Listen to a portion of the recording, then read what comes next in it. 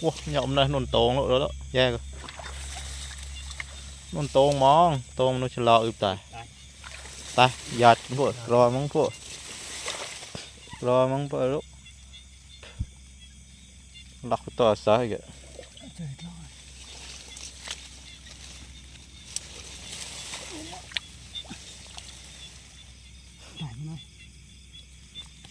Tốt nhỉ?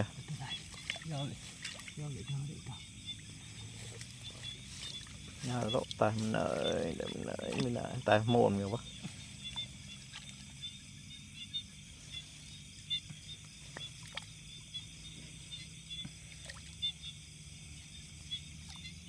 Thu cái má nó chưa khả mà.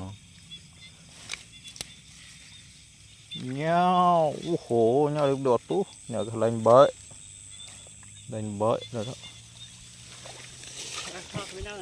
Ừ. Nhỏ đó, được bự.